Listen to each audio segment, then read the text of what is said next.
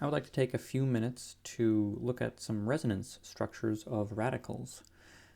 As you've read in your book, a radical is simply a single electron species. In our class in organic chemistry, we've been dealing with lone pairs often. Often that's the source of a nucleophile or the source of electrons, but a lot of chemistry happens in single electron species too, and it's not dealt with exclusively very much in an organic chemistry class, but other types of chemistry do use lots of radicals. So we wanted to talk a little bit about that in our class. So let's look at this radical. We call this an allylic radical.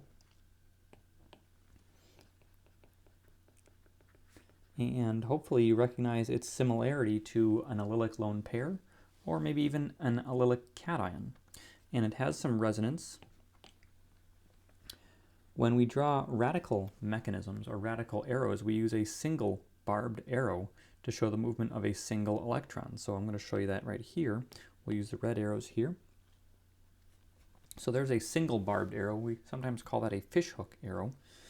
And the pi bond can split in half as well, like this.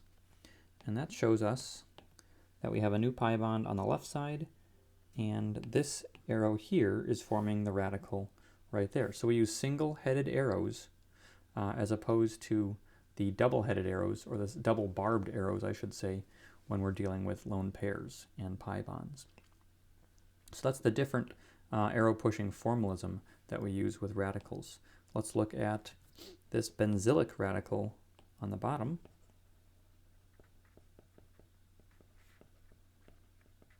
And these are the two most common radical arrow pushing mechanisms. So we're not going to talk about every single one of them. We're just going to look at these two most common ones. Again, we can use single barbed arrows to show the pi bond splitting in half.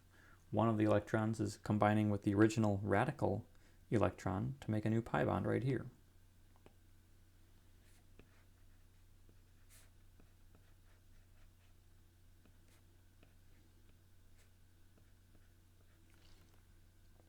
And I hope you recognize that we've got another allylic radical pattern that could happen here.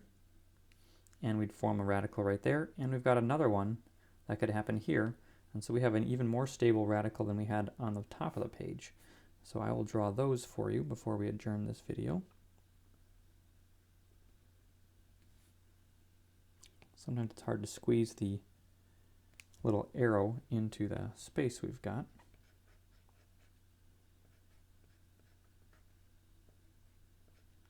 And we can do that once more.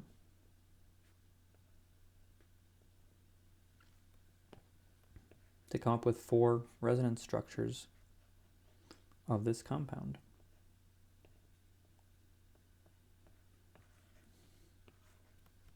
So the benzylic radical is quite stable because it has 3 additional resonance structures from its initial structure. So these are the 2 most common radical resonance structures or resonance patterns.